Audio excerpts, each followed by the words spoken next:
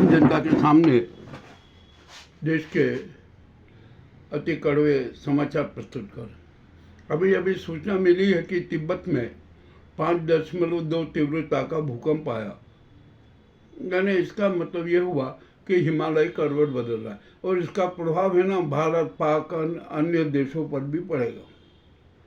जैसे अभी संभावना है कि हिमालय है ना पूरी तरह से करवट बदल रहा है, एशियन और हिमालयन प्लेट में टकराव निरंतर जारी है, तो इसके आधार पर यह अनुमान लगाया जा रहा है कि भारत में 8 से 10 तीव्रता का भूकंप भी आ सकता है, जो अति भयावह होगा। उसके परिणाम बहुत ही गंभीर होंगे। आइए अब आगे बढ़ते हैं। अभी ऑपरेशन सिंदूर को लेकर सर्वदलीय बैठक की मांग की जा रही है और उसमें शर्त लगाया जा रहा है कि उस बैठक में प्रधानमंत्री नरेंद्र मोदी भी मौजूद रहें। यदि वे मौजूद नहीं रहेंगे ना तो किसी भी प्रकार की बैठक में कोई दल शरीक नहीं होगा। प्रधानमंत्री को मौजूद रहना चाहिए, ऑपरेशन सिंदूर के बारे में विवरण देना चाहिए, यह जरूरी भी है। तो अब देखते हैं क्या होता है। और अब तो विपक्ष ने है ना संसद का विशेष सत्र भी बुलाने की मांग की है। जरूर बुलाना चाहिए विशेष सत्र। संसद में अच्छी चर्चाएं होगी, सारा ऐसा होगा, जो भी कुछ हुआ हो सब स्पष्ट हो जाएगा। अब आइए हम एक बहुत कड़वी बात करते हैं। हमारे जो ये नाजी सरकार के मंत्री है ना और उनके चिंटू है ना, अनेक प्रकार के नाटक कर रहे हैं, झूठ फैलाना है, अफवाह फैला रहे हैं। हमारा एक यहाँ पर सवाल है कि मोदी सहित मध्य प्रदेश और अन्य प्रदेश और केंद्र के मंत्रियों कितने लोगों को AK-47 चलाना याद है, कितने लोगों को राफेल उड़ाना याद है, जेट प्लेन उड़ाना याद है, क्या क्या याद है, ये जरा बताएं। कितने लोगों को इतना अनुभव है और युद्ध जीतने का किसको कौन से नेता को कितना अनुभव है, इसकी भी जानकारी भारत सरकार और प्रदेश सरकार जनता को दी। अब यहाँ पर अभी एक सवाल आया कि हमारी सेना है ना, उसके शौर्य की पूरा देश प्रशंसा कर रहा है, जश्न मनाए जा रहे हैं और देश की जनता सेना के साथ है, किंतु जो सेना है ना उसको भी अब निष्पक्ष रूप रखना पड़ेगा। अभी हाल ही में जो ऑपरेशन सिंदूर को लेकर जो सेना के जवानों ने और सेना के अफसरों ने जो बयान दिए ना, उससे थोड़ा जनता नाराज सी लग रही है। आपको तो बयान देना चाहिए स्पष्ट कि हमने ऑपरेशन सिंदूर में ऐसा ऐसा किया, ये हुआ, सफलता मिली, किंतु आपने तो हद कर दी कि आपने जो पूर्व के जो युद्ध हुए ना उनकी समय सीमा बता दी, कारगिल की 1965 की, 1971 की। अरे क्या है ऐसा? और आप अपनी प्रशंसा में कर दिया कि हमने 4 दिन में युद्ध कर दिया, 4 दिन में हमने परिणाम दे दिया। जो भी दिया हो सेना ने अच्छा परिणाम दिया, हम उसकी आलोचना ही करते हैं, परंतु सेना के अफसरों से एक निवेदन करते हैं कि वह निष्पक्ष रहें, सही सही बात बताएं, इस नाजी सरकार के पक्षकार न बने। अभी तो सेना को एक काम करना है। सेना को पता है कि नहीं कि हमारे देश में विदेशी आतंकवादियों का तो खतरा है ही, इसी के साथ साथ यहाँ के जो स्वदेशी आतंकियों, दरिंदों, शातिर शिकारियों से भी खतरा है और देश के गद्दारों से भी खतरा है।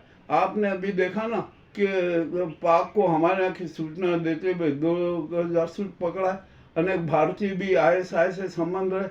दिग्विजय सिंह ने भी आरोप लगाया था कि मध्य प्रदेश के 10 भाजपा नेता ISI से संबंधित है, वहाँ से पैसा लेते हैं। ये सेना को भी अब ये बड़ी गोपनीयता से जांच करना पड़ेगी, निगरानी रखना पड़ेगी।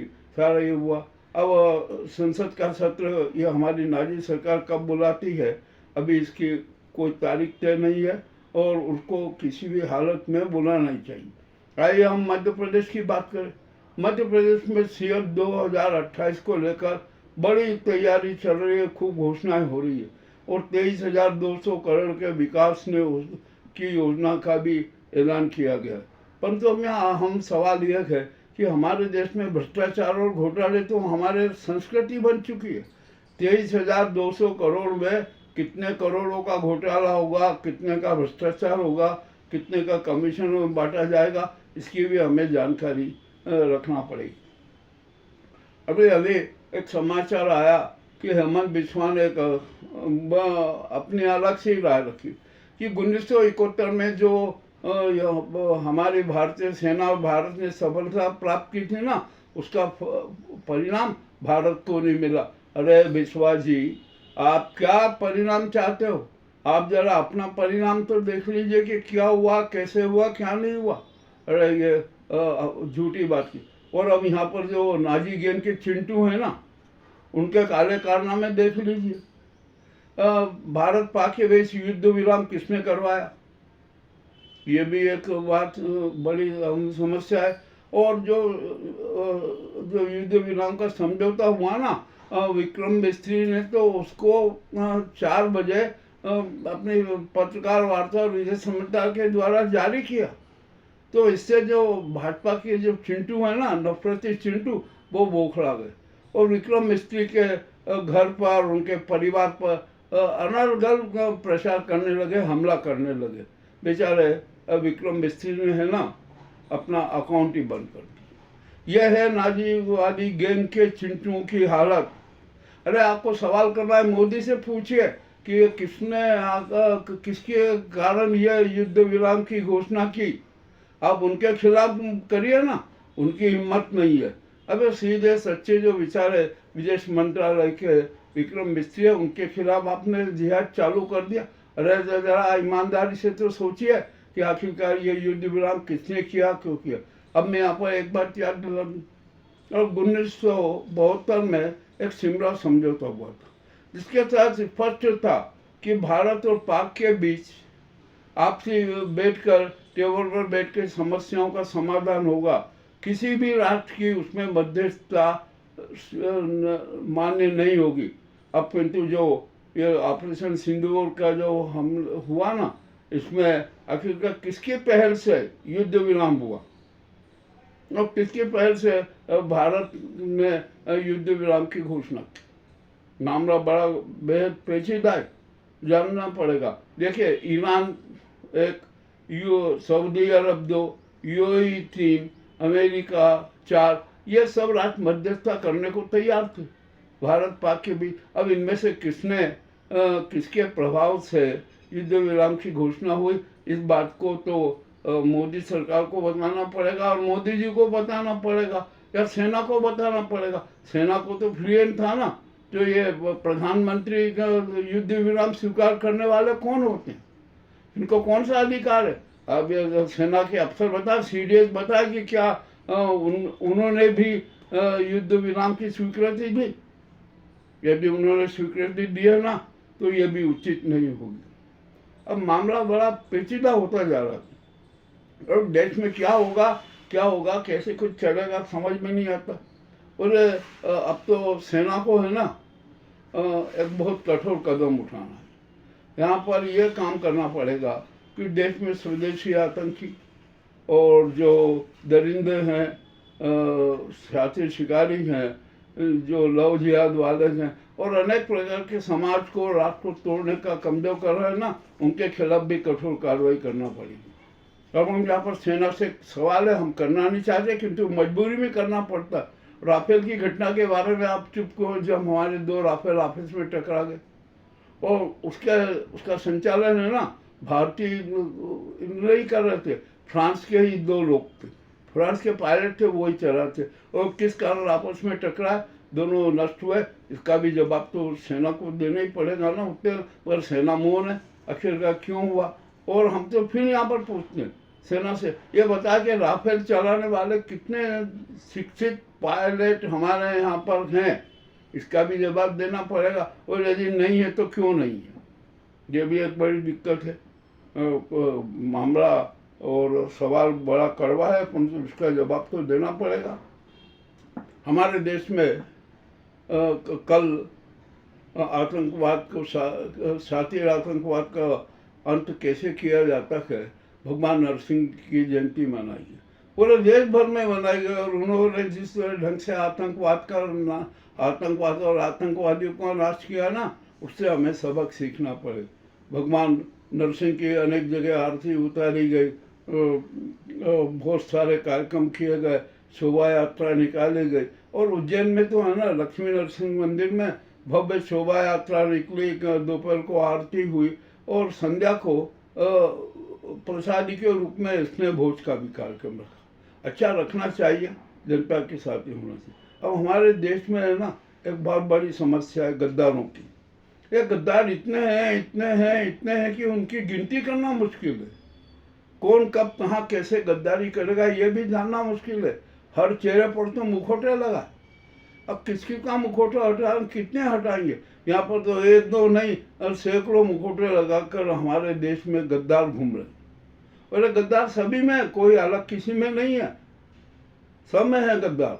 और इन गद्दारों का कैसे नाश होगा इसके बारे में भी सेना को उपाय करना पड़ेगा। और हमसे यहाँ पर फिर एक बात कह रहे हैं, हमें क्या फिर बात ये कह रहे हैं कि अब देश में CGS की जरूरत नहीं है, अब फील्ड मार्शल की जरूरत।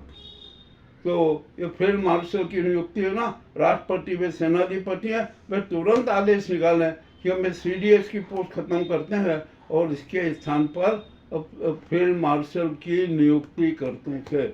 राष्ट्रपति को इतनी दबंगता तो होना चाहिए, वो सेनाधिपति है।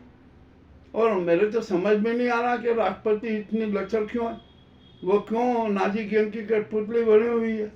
पुलवामा जिन्होंने होने दिया ना, उनके खिलाफ तो कठोर कार्रवाई होना चाहिए। उनको तो जो सजा हमने पाकिस्तान को दिए ना आतंकियों को, ऐसी सजा उनको भी देना चाहिए, परंतु दे नहीं रही है, कुछ भी नहीं हो रहा है। ठीक है, जो चल रहा है चलो। और इस तरीके से हमारी राष्ट्रपति जी है ना, वे अपना महत्व समाप्त कर, जनता में उनके प्रति अविश्वास पैदा होता जाए। और जब ऐसी स्थिति बनती है ना, तो किसी भी व्यक्ति को पद पर बने रहने का अधिकार नहीं। अब जो भी होगा सब वक्त बताएगा क्या है क्या नहीं है। और यहाँ पर अनेक प्रकार की समस्याएं हैं, हम यहाँ क्या करेंगे? अब यहाँ पर देखिए महंगाई चरम पर है, किसी प्रकार का कोई राहत कार्य नहीं। यहाँ पर सफाई व्यवस्था ध्वस्त है, जगह जगह कुछ भी नहीं। और सबसे बड़ी मजे बात, मैं जो महत्वपूर्ण बात कहना चाह रहा हूँ उसका भी कर लीजिए। UAE का किन किन दलों ने और किन किन नेताओं ने फायदा दिया, इसकी भी सूक्ष्मता से जांच होना चाहिए। मैं सूचना के अनुसार आप पार्टी ने अपने मोहल्ला क्लिनिक के लिए USAID का सहारा लिया और 2013 से 2024 तक USAID का सहारा कितने राजनीतिक दलों ने लिया, भाजपा ने कितना लिया? अब महाराष्ट्र के मुख्यमंत्री है ना फडणवीस, उन्होंने जल योजना न जाने कहाँ कहा कि और किन किन योजनाओं के लिए USAID का सहायता ली, उसके आधार पर चले। जो मोदी जी ने स्वच्छता अभियान चलाया था ना, उस स्वच्छता अभियान में भी USAID का धन लगा। अरे आखिरकार क्या भारत कंगाल था क्या कि आपने USAID से लेके अपनी अपनी योजनाएं बना लो? मामला बेहद गंभीर है, इसका भी जवाब देना पड़ेगा। ये बहुत कड़वे सवाल हैं और भी कड़वे बहुत सवाल हैं, इतने कड़वे सवाल है कि हद से ज़्यादा। और अब तो हम यहाँ एक बात स्पष्ट कहना चाहते हैं कि जो ये नाजी सरकार है ना, इसको राज्य संचालन का अधिकार नहीं है। उसके मोदी सहित सभी को तुरंत त्याग पत्र दे देना चाहिए। राष्ट्रपति को यह कदम उठाना चाहिए, कहिए कि आप राष्ट्र संचालन करने में सक्षम नहीं है, देश की रक्षा और सीमा की रक्षा करने में सक्षम नहीं है, आप जनता की रक्षा करने में सक्षम नहीं है, अतः आपकी सरकार भंग की जाए। और सेना को है ना, सेना को केयर टेकर PM के रूप में राष्ट्र संचालन का अधिकार देना चाहिए। उनके सहयोगी है ना, CGI को बनाइए न्यायपालिका।